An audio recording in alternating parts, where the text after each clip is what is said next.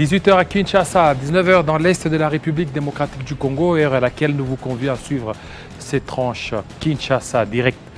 Une tranche vespérale au cours de laquelle nous allons aborder plusieurs thématiques, entre autres l'Église pendant la guerre, quel sera le rôle de l'Église et aussi comment promouvoir l'éducation en République démocratique du Congo. Voilà ce qui fera la charpente de notre Kinshasa direct. Bien avant cela, de l'autre côté, nous avons Moïse Chamala. Bienvenue. Merci Jean-David Kilolo. Bonsoir à vous mesdames et messieurs. Place à l'actualité.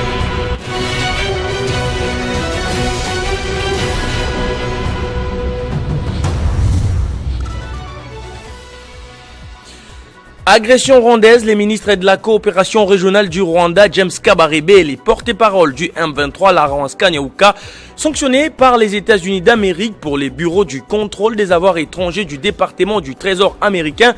James Kabarebe, général en retraite et au cœur du soutien rwandais au mouvement du M23 et responsable des violations des droits de l'homme, Laurence Kanyauka a été sanctionné, lui ainsi que ses deux sociétés enregistrées au Royaume-Uni et en France.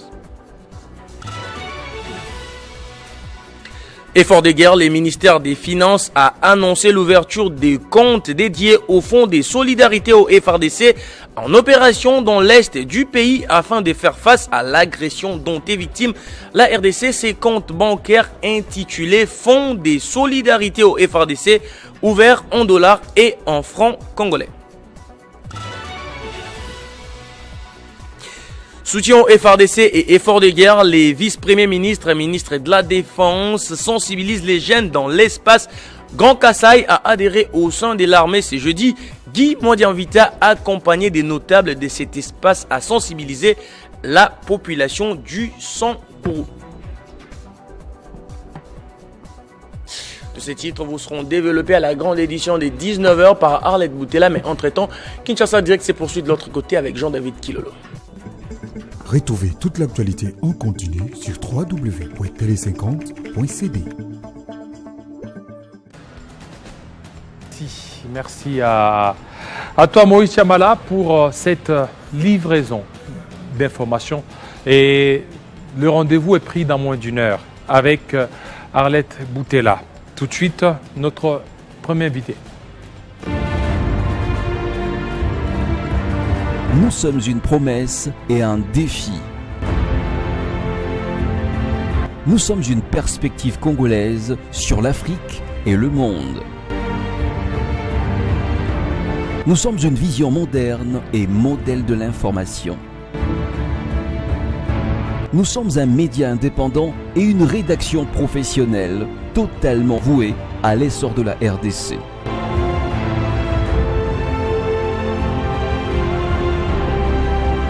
Notre objectif ultime reste le même, celui de vous rendre un meilleur service de l'info.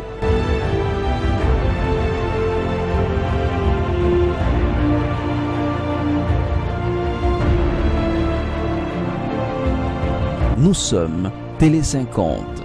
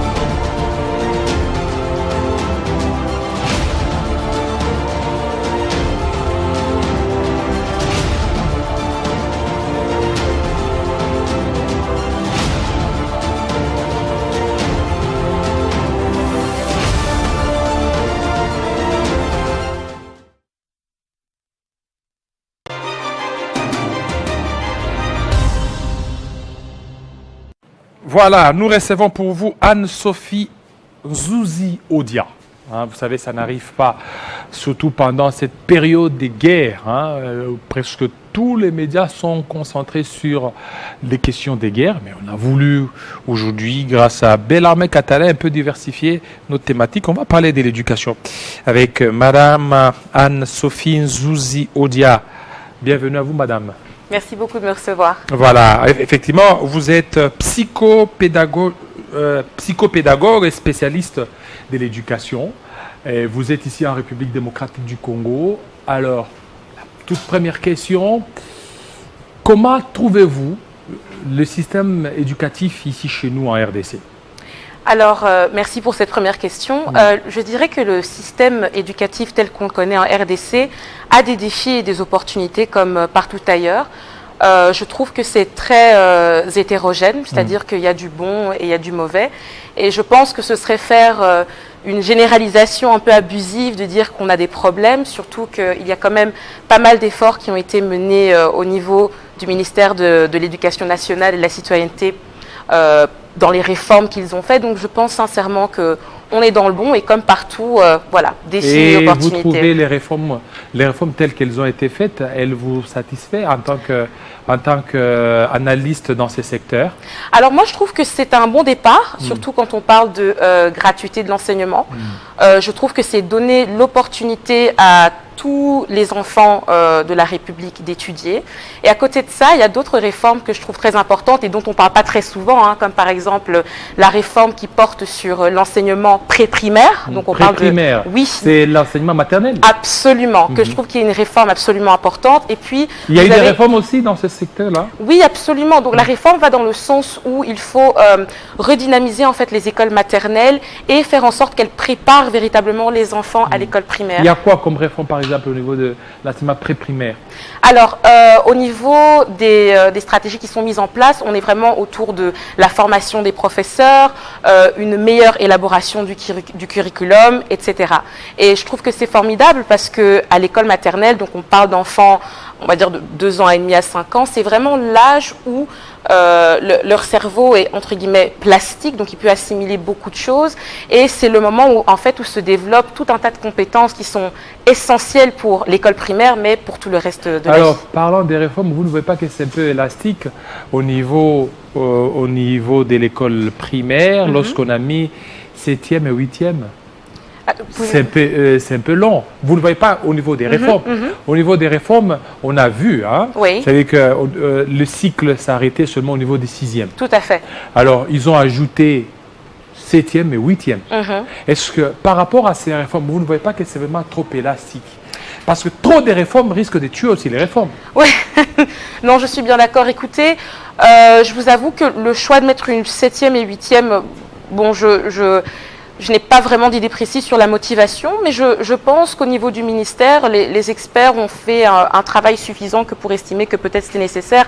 Quand vous regardez d'autres systèmes académiques qui sont pas les mêmes que ceux en RDC, vous avez aussi une répartition des classes et des niveaux qui est un peu particulière. Je pense qu'ils ont fait en fonction des besoins du pays et de ce qui résonnerait avec la situation telle qu'on la connaît. Oui, et quels sont les défis à relever dans les secteurs?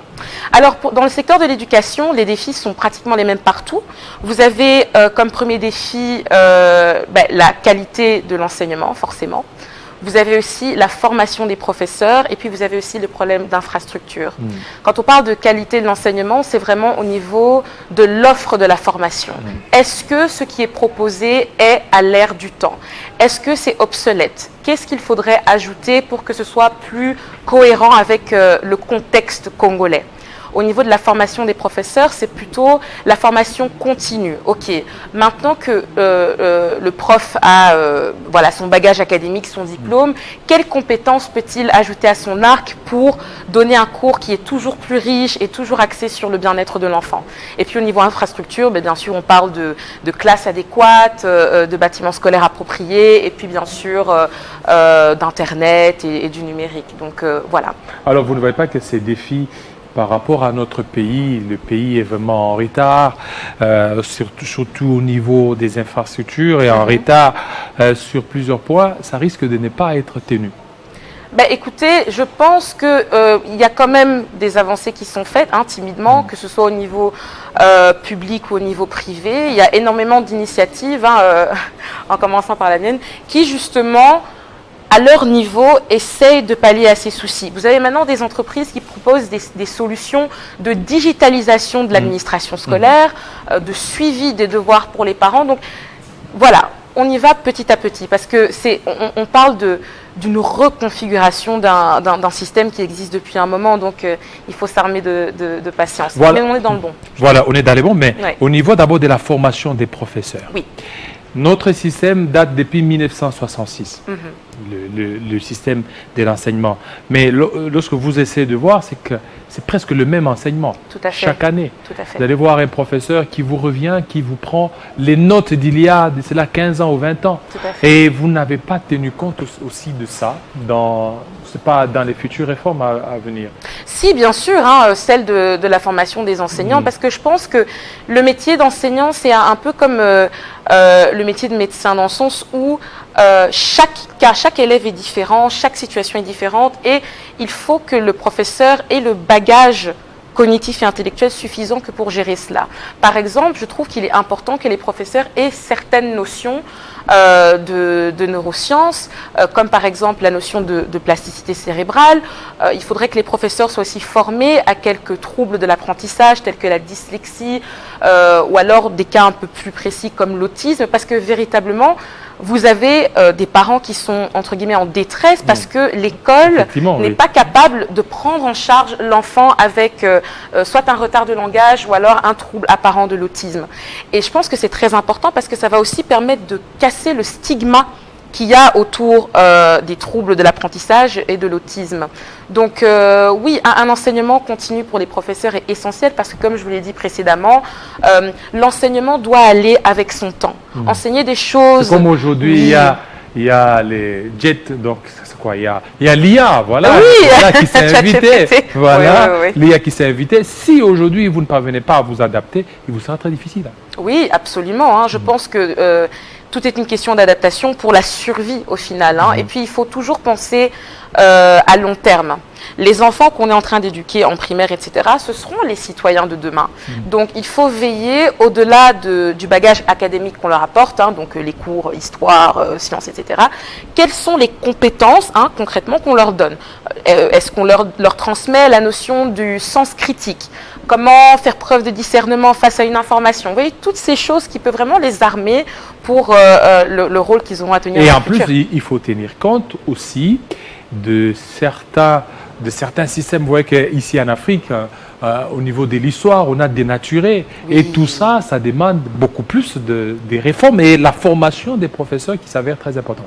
Oui, absolument. Une formation qui, je pense, doit être adaptée au contexte congolais. Je ne suis pas pour l'enseignement qui est calqué de l'Occident parce que voilà, c'est d'autres réalités. Et je pense qu'il est important que les étudiants savent qui ils sont et d'où ils viennent. Donc un enseignement qui se rapproche plus d'eux et de leur réalité, pour moi, a beaucoup plus d'impact que quelque chose de plus lointain. Alors, au niveau des infrastructures, Oui. la République démocratique du Congo connaît un vrai retard. Alors, comment pallier à ça pour relever plusieurs défis dans cette matière? Alors moi, je pense que c'est un problème qui est multisectoriel, hein. Je pense qu'il n'y a pas de réponse toute faite, à part qu'il faut faire preuve de proactivité, d'action, être capable d'identifier les défis, de trouver les manières de pallier ces défis et tous ces problèmes, et puis à un niveau peut-être plus élevé, enclencher des démarches. Moi, je ne vois que ça, hein. Donc, mais comme je l'ai dit, c'est vraiment quelque chose qui est global, hein. Surtout que l'infrastructure, c'est pas seulement les bâtiments, hein. On parle d'Internet, on parle de l'équipement, donc voilà, c'est à plusieurs Alors, niveaux. comment faire en sorte que nous ayons un même niveau de l'éducation comparativement à d'autres pays? Par exemple, les pays anglophones, ils ont leur système, et les pays francophones. Alors, comment parvenir aussi à élever ces niveaux-là?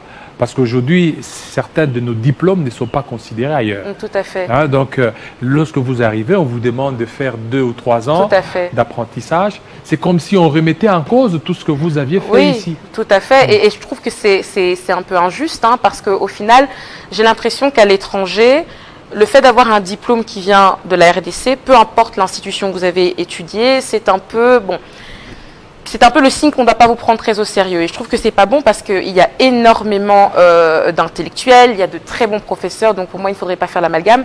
Après, c'est vrai que pour moi, ce qui va réellement relever le niveau, c'est la qualité de notre enseignement, l'offre et aussi sa constance et sa stabilité.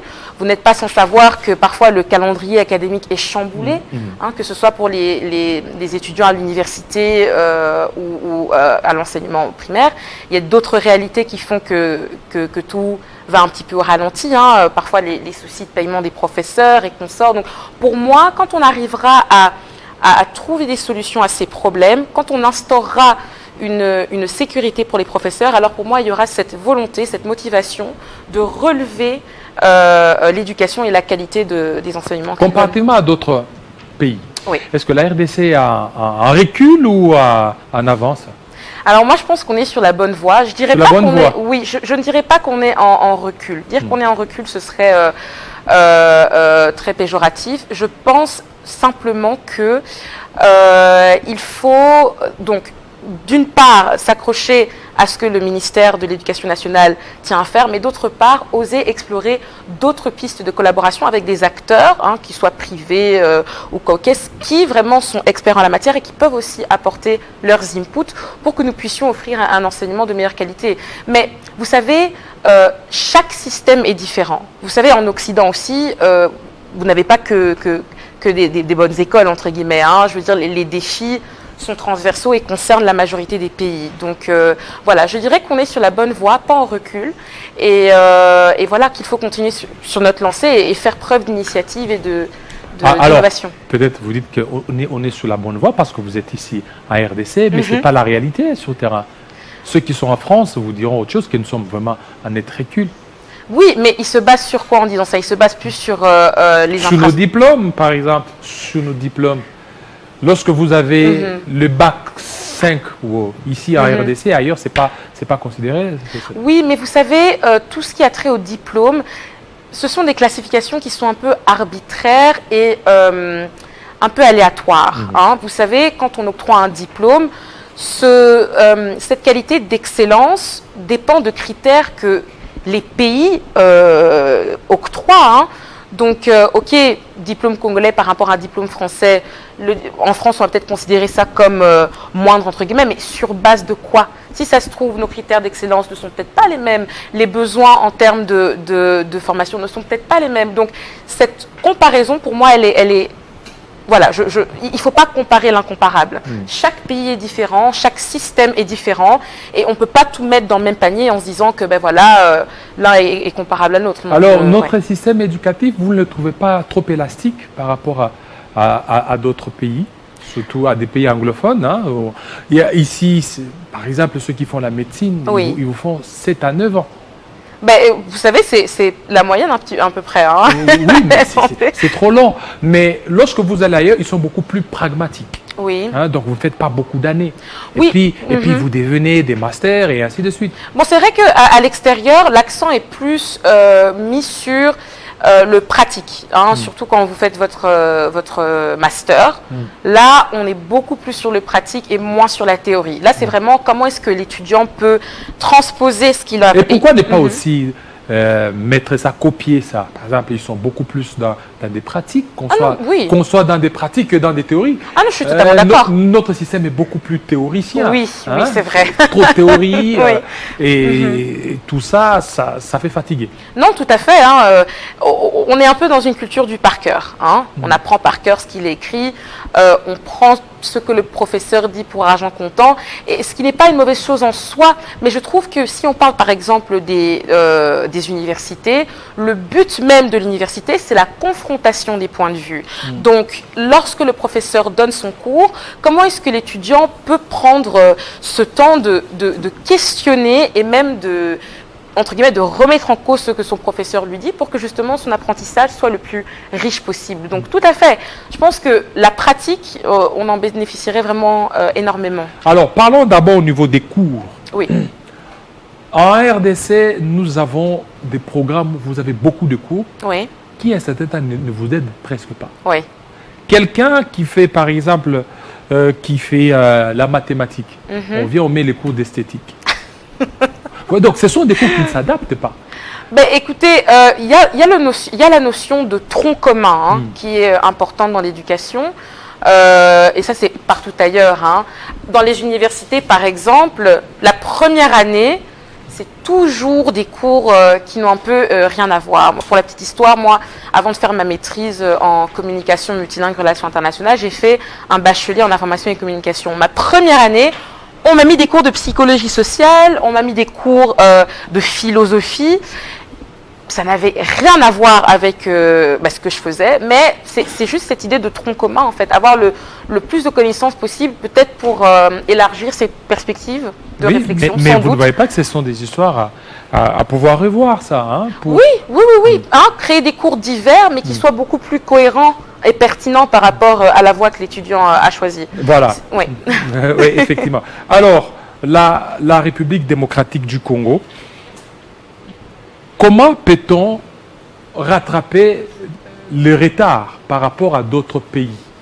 Aujourd'hui, nous avons affaire au climat. Nous avons un climat politique un peu tendu. Tout à fait.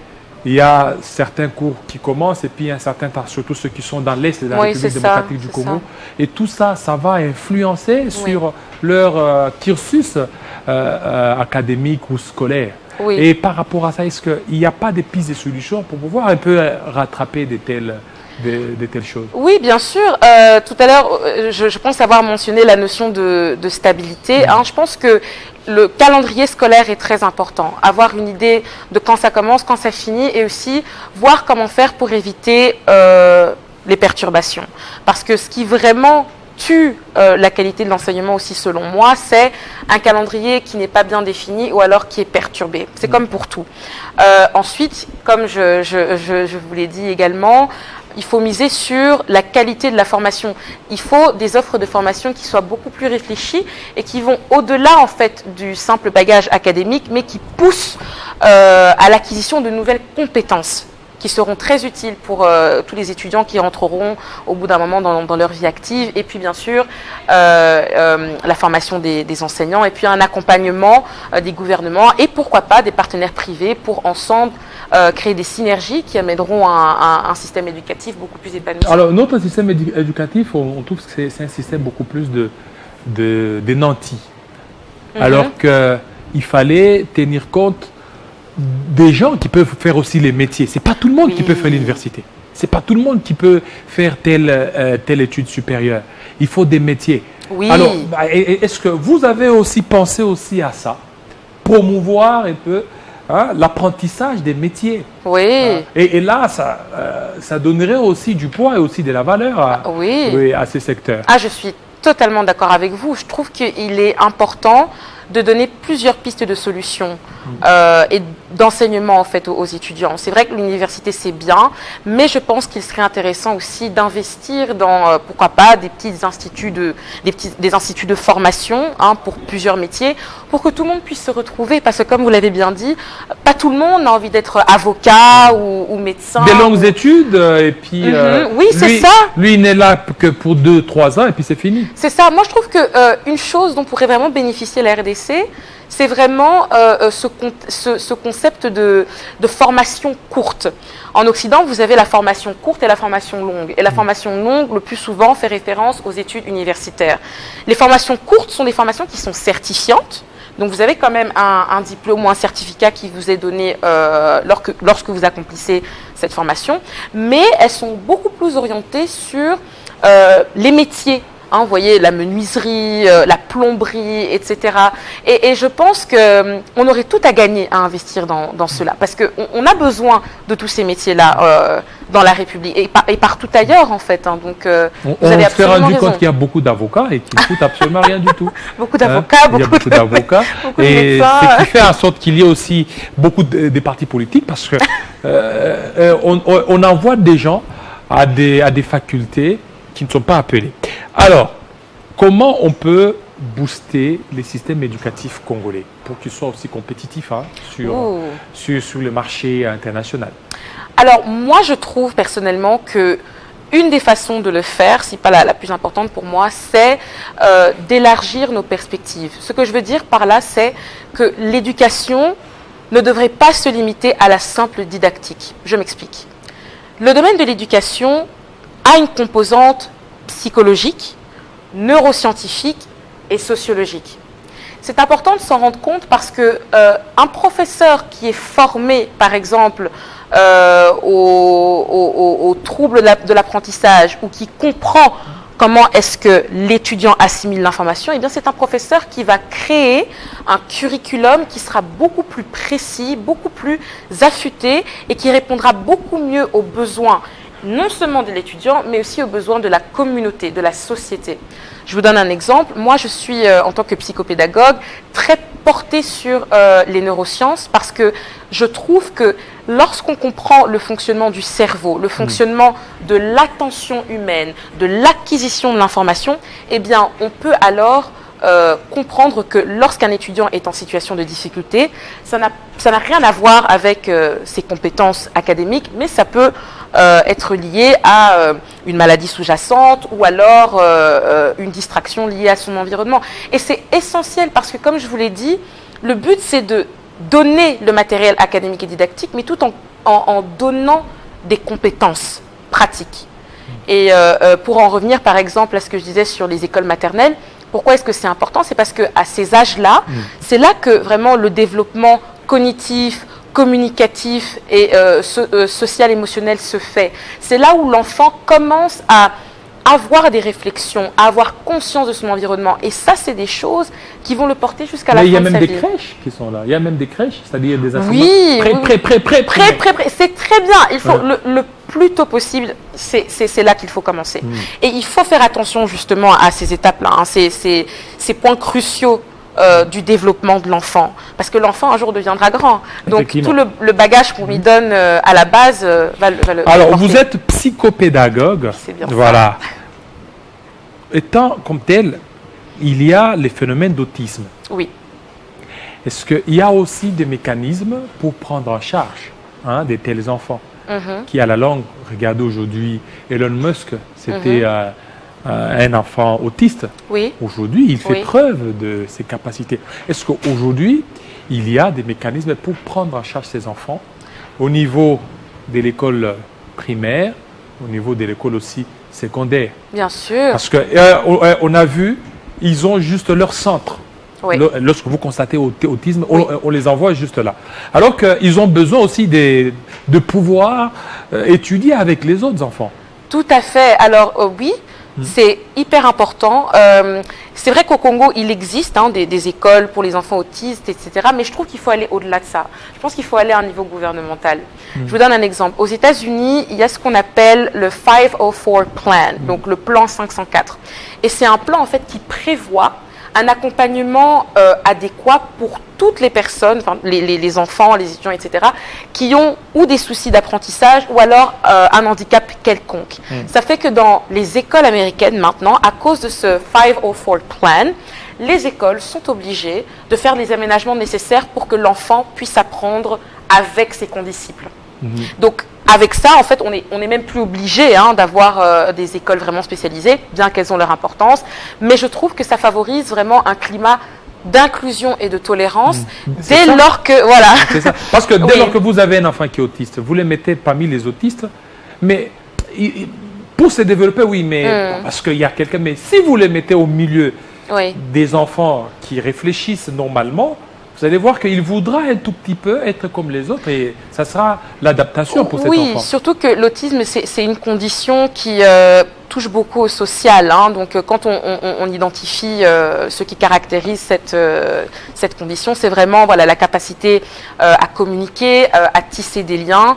Donc je pense effectivement que pour un enfant qui a cette condition, être avec les autres peut être aidant, même si c'est un peu plus subtil que ça, parce que parfois il peut y avoir certaines réticences, parce qu'ils ont des comportements différents mais qui leur sont propres. Donc voilà, mais effectivement, cette idée d'inclusion et de tolérance, pour moi, elle est beaucoup plus attirante qu'une idée de marginalisation, si je puis dire. De marginalisation. Oui. Alors, vous êtes aussi spécialiste en éducation. La situation sécuritaire dans l'Est. Il y a les enfants. Oui. Les enfants qui sont traumatisés. Oui. Comment parvenir certainement à prendre en charge ces enfants traumatisés? Oui. Peut-être en vue de leur réintégration. Bien sûr, oui. Un enfant qui a vu comment son père ou sa mère est tué sur la place publique comme ça. Et un tel enfant aura des traumatismes et ça sera très difficile. Tout à fait. Sa rééducation. Le réintégrer directement dans le système éducatif va être compliqué. Moi, je pense qu'il faut d'abord faire un travail en amont. C'est-à-dire un accompagnement psychologique. Parce que, vous savez, nous les êtres humains, nous sommes vraiment très, très simples. Lorsqu'on a quelque chose qui nous préoccupe, notre attention n'est pas focalisée sur ce qu'on est en train d'étudier, ce qu'on est en train de faire. Ça nous mange, en fait, ça nous consume. Donc, même si vous décidez de prendre l'enfant qui a subi ces traumatismes et de le mettre en classe, vous n'allez pas forcément voir les meilleurs résultats parce que l'enfant est trop préoccupé. Donc, pour moi, un accompagnement psychologique à long terme, c'est ce qu'il y a de mieux pour après le réintégrer dans l'éducation. Après, il est vrai qu'il y a des enfants qui sont très résilients, qui malgré ce qu'ils ont vécu, arrivent quand même à saisir l'importance d'une éducation non interrompue. Mais je pense qu'il est essentiel pour leur bien-être et pour leur réussite académique de s'attarder sur le côté psychologique. Le côté psychologique aussi pour les victimes des viols. Oui, bien sûr, pour toute victime, peu importe le traumatisme qui a été occasionné, parce que vous savez, le traumatisme crée une réponse cérébrale qui peut être très, très perturbante. Vous avez non seulement des altérations au niveau de votre façon de penser, mais également au niveau de votre biologie. Vous ne vous nourrissez plus correctement. Parfois, vous avez tendance à adopter des comportements dits ordaliques, donc des comportements qui sont à risque. C'est pour ça, par exemple, que vous avez des personnes qui, lorsqu'elles ont vécu un trauma, finissent par boire ou quoi ou qu'est-ce. Donc, c'est vraiment très important de prendre conscience que sans un accompagnement psychologique adéquat, avec des professionnels formés, eh bien, il sera très difficile pour ces personnes de réintégrer la société ou le système éducatif comme si de rien n'était. Alors, les psychopédagogues sont nombreux ici à RDC? Oui, il y en a quand même. J'avoue que il faut les trouver. Il faut les trouver, mais je trouve que c'est encore un terrain entre guillemets vide qui mérite d'être. Alors, c'est dû à quoi? Je ne sais pas, peut-être Il n'y a pas un intérêt pour ça? Non, oui, je pense que c'est peut-être au niveau de la complexité de la formation. Vous savez, moi, quand je suis revenue travailler en RDC, la première chose qu'on m'a dit, c'était « Ah, mais les neurosciences, est-ce que vraiment on va s'y intéresser ?» Alors qu'au final, si, j'ai eu l'opportunité d'animer des conférences sur plusieurs sujets qui m'ont montré vraiment l'appétit pour ce genre de thématiques. Mais encore une fois, les neurosciences dans le contexte de l'éducation, c'est vraiment quelque chose de très transversal. Donc, parfois, comme ça a été mon cas, juste aller à l'université, c'est pas suffisant. Parfois, il faut aller se former ailleurs. C'est une formation qui est continue et qui demande une grande adaptabilité en fait en fonction des défis. Donc voilà. Et ici, en République démocratique du Congo, comment vous trouvez les psychopédagogues? Sachant que j'en ai pas rencontré énormément, en tout cas de ceux que j'ai rencontrés. Ils vous ont convaincu? Oui, je les trouve quand même assez bien formés. Je pense effectivement, moi vous savez, j'aime le cerveau, je crois qu'on commence à le comprendre. je trouve encore une fois qu'un accent un accent mis sur l'individu, son fonctionnement, etc., serait vraiment un plus. Parce que aussi, la plupart du temps, les psychopédagogues ou alors les psychologues que je rencontre, c'est comme si à un moment donné, il y a comme entre guillemets une limite. Et c'est aussi dû au fait que parfois dans l'enseignement, ce qui est appris est un petit peu obsolète. Hein. Mais ça, je veux dire, ce n'est pas une fatalité. Hein. Il suffit d'un peu de proactivité, de se dire que voilà, pour être compétitif, il faut encore se former. Et puis c'est bon. Hein. Donc, alors ici à RDC, vous entreprenez. Et comment est les terrains? Le terrain est-il propice pour votre entreprise ou ce que vous faites là, comparativement à d'autres endroits? Oui, alors oui, parce que déjà de 1, il y a plein d'enfants. Hein. Vous savez qu'en RDC, on a une population qui est relativement jeune. Du coup, les parents ont vraiment cette volonté. Est-ce qu'ils viennent? Oui. Ils y amènent? Oui. C'est quoi, c'est un centre? Oui, c'est ça. Donc j'ai des locaux où je reçois des enfants pendant la semaine et pendant les week-ends pour qu'ils puissent faire leurs devoirs, pour qu'ils puissent étudier. Et ils ont des tuteurs qualifiés qui les accompagnent. Les autistes aussi? Pardon? Vous recevez aussi les enfants autistes? Alors pour eux, c'est un peu particulier parce que là, du coup, je fais plus des séances individuelles.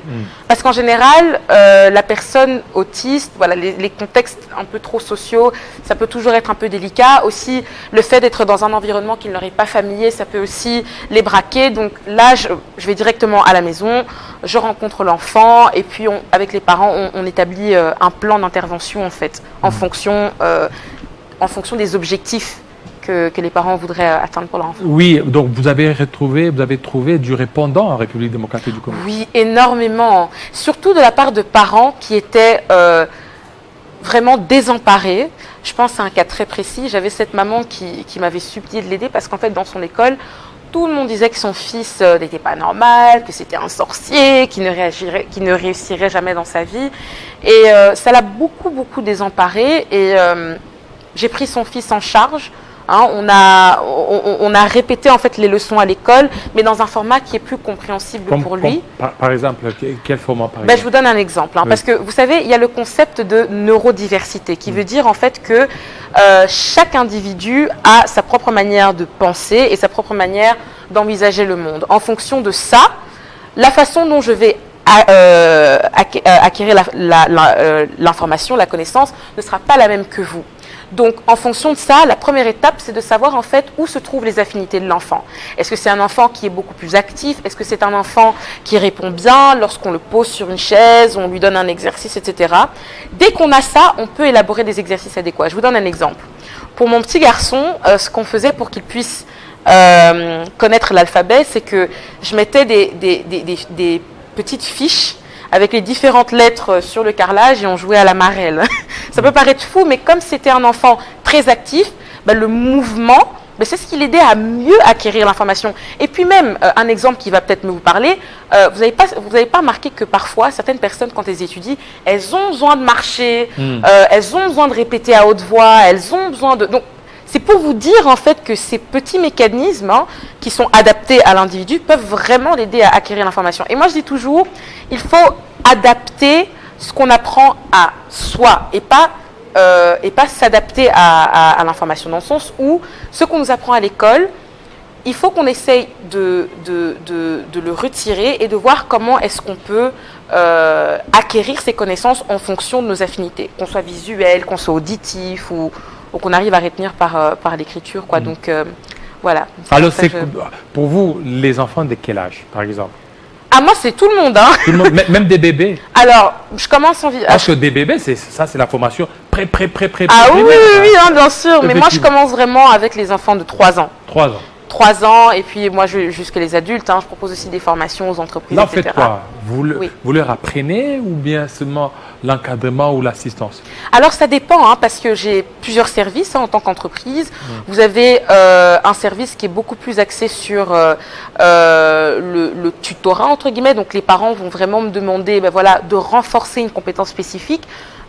Que l'enfant maîtrise mieux l'alphabet, que l'enfant apprenne à mieux compter, etc. Et puis il y a d'autres parents qui vont vraiment aller sur la nouveauté, donc ils vont parfois demander à ce que j'apprenne l'anglais à l'enfant. Et puis d'autres parents qui voudront vraiment des pistes de solutions parce que leur enfant est neurodivergent ou parce que leur enfant a des troubles d'apprentissage. Donc ça dépend vraiment en fait de ce que le parent cherche. Alors les difficultés que vous aviez rencontrées en mettant en place cette école ou cet établissement, c'était quoi? Écoutez, je pense que la première difficulté que j'avais, c'était par rapport à ma communication, mon marketing, si je puis dire, parce que bon, voilà, vous savez qu'à l'ère des réseaux sociaux, venir avec un contenu qui est un peu informationnel, on n'est jamais sûr que ça attire. Et puis il y avait aussi tout l'aspect neurosciences, pédagogie, voilà.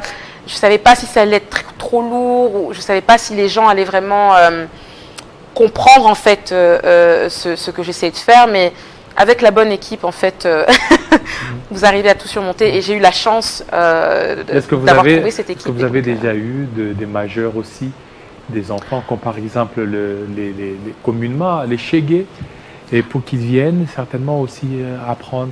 Oui, alors non, ça j'avoue que c'est pas comment dire, quelque chose que j'ai exploré, mais effectivement pourquoi pas, hein, même si je pense que pour eux, je suis pas experte pour ça, mais peut-être faire quelque chose plus axé sur la réinsertion serait intéressant, c'est l'apprentissage de certains métiers, et ça pour l'instant c'est pas quelque chose que je propose, mais oui, c'est des pistes de solutions, pourquoi pas. Et ça fait combien de temps que vous exercez en RDC? Ça fait 4 ans. 4 ans. Ça fait 4 et ans. 4 ans, ouais. ça va de gloire en gloire ou Oui, franchement. Et vous avez beaucoup d'enfants? Oui, je suis bénie. Vraiment, je suis très contente. C'est les seuls centres ici à Kinshasa, en République démocratique du Congo, ou il y en a d'autres dans d'autres provinces? Alors, vraiment, centre dans le sens où j'ai pignon sur rue, donc il y a un établissement, oui, il n'y a que à Kinshasa. Maintenant, j'ai mes services qui sont aussi disponibles en ligne. Hein. Jusque-là, j'ai aidé plus de 80 clients dans 9 pays différents et 2 continents différents. Donc, c'est pour vous dire que j'avais envie que mon travail aille au-delà des frontières de la RDC, parce que les soucis que nous avons mentionnés ici sont les mêmes un peu partout, hein, à des degrés différents, mais c'est toujours les mêmes combats. Et je suis contente de pouvoir incarner cet endroit safe, hein, donc secure, où les gens peuvent venir pour apprendre sans être jugés, et peu importe leurs conditions neurologiques. Voilà, merci beaucoup Madame Anne-Sophie Nzouzi-Odia. Merci à vous de m'avoir reçu. Merci, vous êtes psychopédagogue, spécialiste de l'éducation. Avec vous, on a abordé toutes les questions liées à l'éducation. Voilà, merci fidèles téléspectateurs. Vous avez été nombreux à nous suivre. Alors, il est pratiquement 19h moins ici à Kinshasa. Tout à l'heure, dans quelques minutes, pratiquement dans 10 minutes, il y aura la grande édition sur Télé 50 qui vous sera présentée par Arlette Boutella. Portez-vous très bien et à très bientôt.